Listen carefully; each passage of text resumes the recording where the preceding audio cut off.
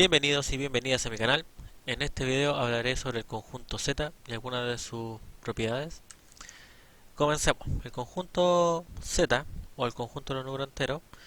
Bueno, generalmente uno puede decir que son los números enteros positivos, negativos y el cero, ¿ya? Entonces, esa es la primera acotación que diremos. La segunda es que entre dos números enteros consecutivos no hay un entero que esté entre ellos. Esa es una característica fundamental. Es decir, que por ejemplo entre 2 y 3, que son enteros consecutivos, no hay otro entero que esté entre medio, ¿ya? Y por último, que el conjunto Z tiene infinitos elementos. Veamos las propiedades que tiene la adición en los enteros. La primera propiedad es la de clausura. La propiedad de clausura dice que si A y B son enteros, ¿ya?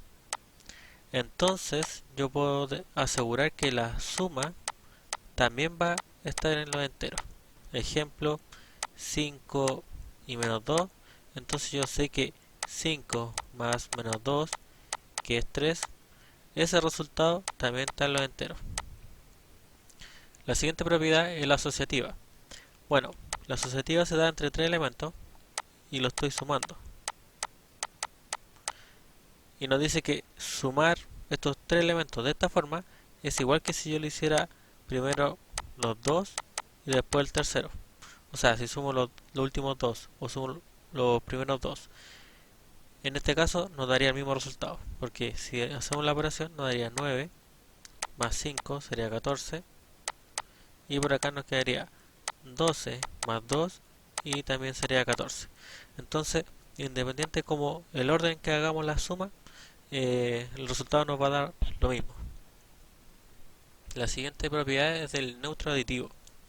El neutro aditivo es la propiedad de que hay un número que cuando se suma con cualquier otro entero, el resultado da el entero que da el mismo resultado, el entero. Entonces, por ejemplo, el 0 va a ser nuestro neutro aditivo y el 0 más cualquier otro elemento nos va a dar el elemento del conjunto. Entonces 0 más 2 va a ser 2, 3 más 0 va a ser 3, y eso es lo que apunta el neutro aditivo, que hay un elemento, que en este caso es el 0, que si se suma con cualquier otro entero, da ese entero. El inverso aditivo nos dice que para cualquier entero va a existir otro entero que al sumarlo nos va a dar 0. Entonces, por ejemplo, usted toma cualquier entero y existe otro, que es el menos a, que cuando se suman da 0. Entonces, por ejemplo, tenemos el 7. ¿Cuál es el inverso aditivo? El menos 7.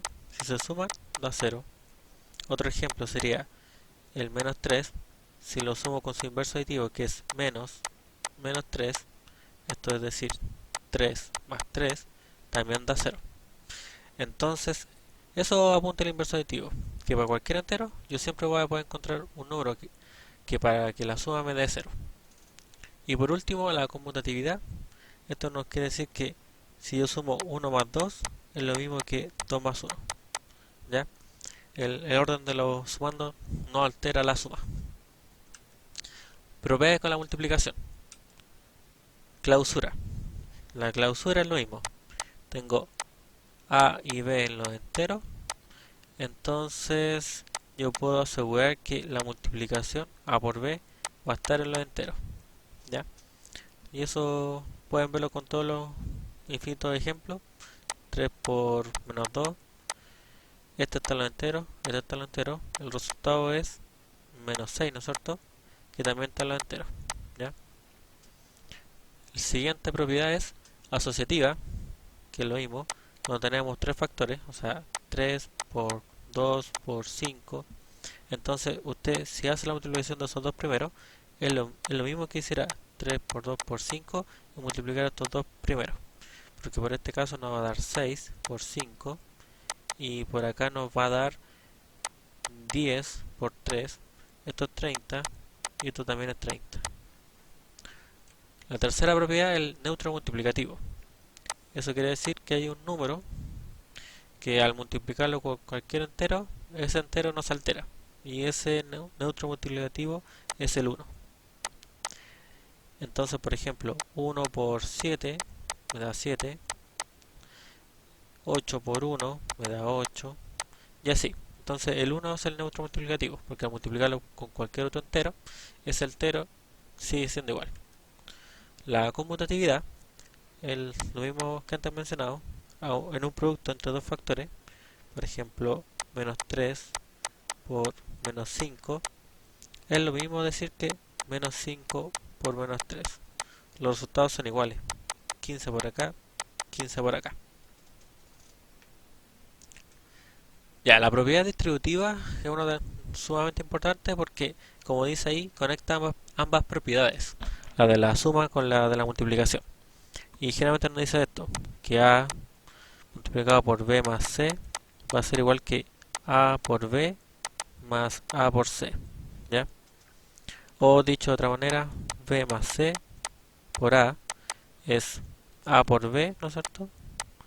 Y A por C, ¿ya? Entonces, eso es lo que nos dice la propiedad distributiva. Un ejemplo sería 3 por 5 más 10. Entonces, si uno lo resolviera por prioridad de las operaciones, uno haría el paréntesis primero.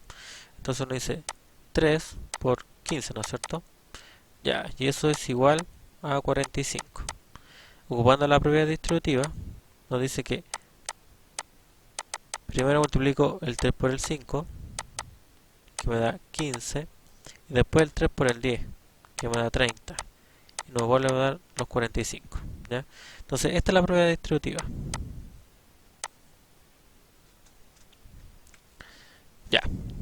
Una característica fundamental de los enteros es que uno los puede ir clasificando, ¿ya? Según algunas condiciones que cumplen o no. La primera gran clasificación, vamos a dividir aquí la pantalla, es entre pares e impares.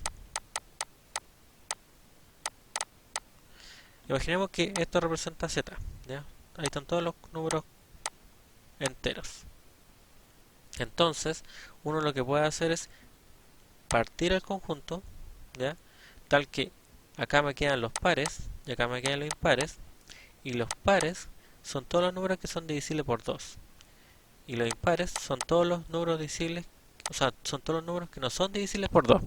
Entonces los pares, por ejemplo, tenemos el 0, el 2, el menos 2, el 4, el menos 4, el 6, el menos 6 y así.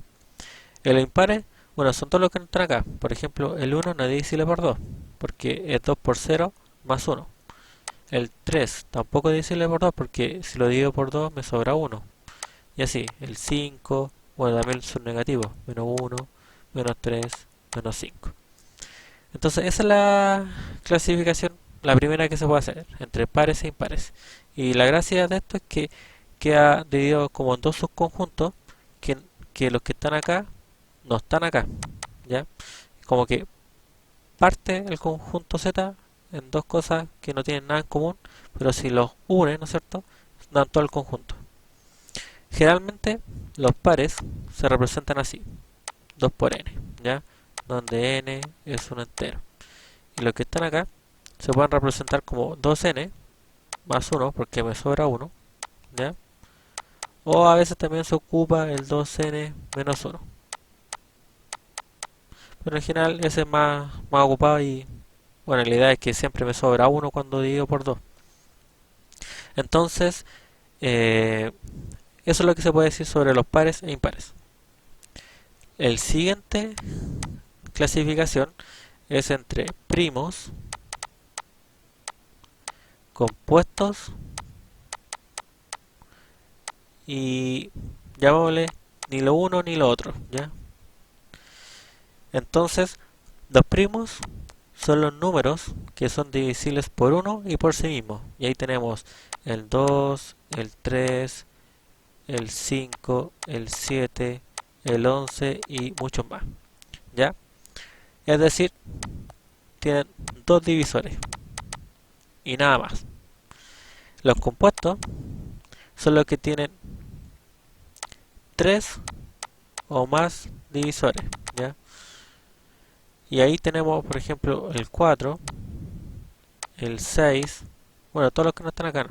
El 2, 3, 4, el 6, después viene el 7, el 8, ¿no es cierto? El 9, el 10. Bueno, y vamos a nombrar al 1 como ni primo ni compuesto, ¿ya? Y además vamos a nombrar el 0 también como ni primo ni compuesto, ¿ya? Entonces nos vamos a quedar con esta partición, donde están por una parte los primos, ¿ya? Por acá no hay ningún primo, los compuestos y los que no son ni primos ni compuestos, ¿ya? Y con esta partición surge un...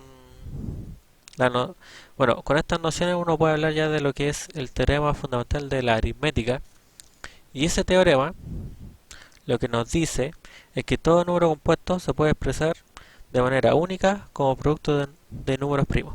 Por ejemplo, uno sabe que el número 18 es un número compuesto, ¿ya? ¿Por qué? Lo divide en 2, ¿no es cierto?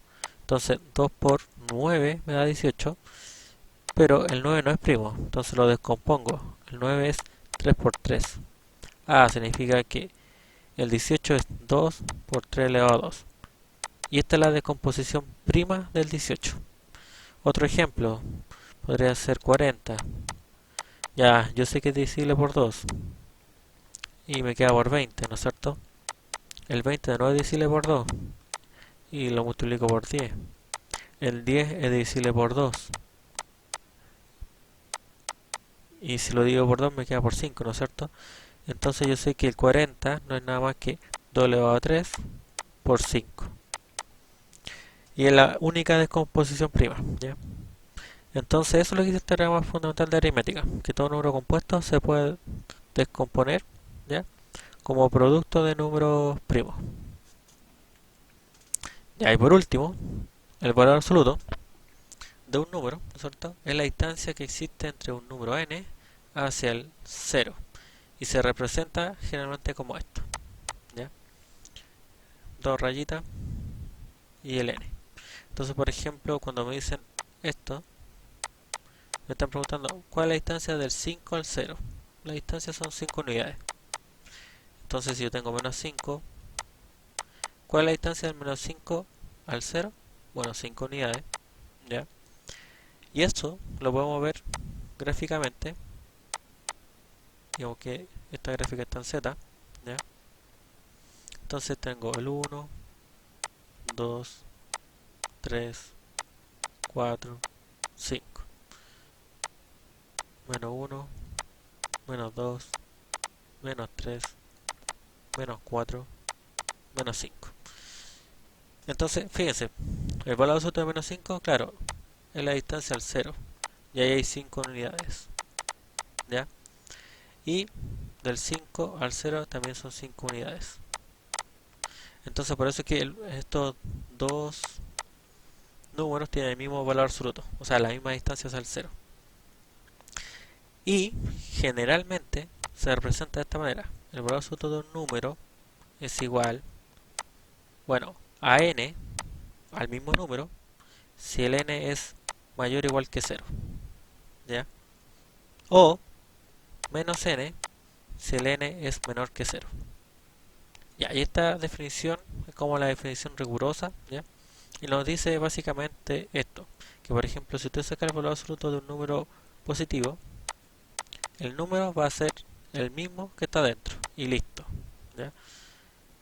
En cambio, si yo le saco un valor absoluto de un número negativo, tendría que aplicar esta definición. El valor absoluto de un número negativo es menos el número, entonces significa es menos el número, ¿ya? Y por lo tanto, menos con menos me queda más. Entonces, eso es la definición, una forma algebraica de encontrar el valor. Entonces, por ejemplo, me dicen menos 10. Menos 10 es negativo, por lo tanto lo calculo con esta expresión. Entonces, coloco menos el número que estoy calculando y me queda 10. Bueno, hasta aquí el video. Esas son las propiedades que vamos a anunciar de los enteros. Si queda alguna duda, me lo pueden dejar saber en los comentarios. Lo puedo explicar en otro video. Si les ha gustado, deje su like y suscríbase. Y nos vemos en el siguiente.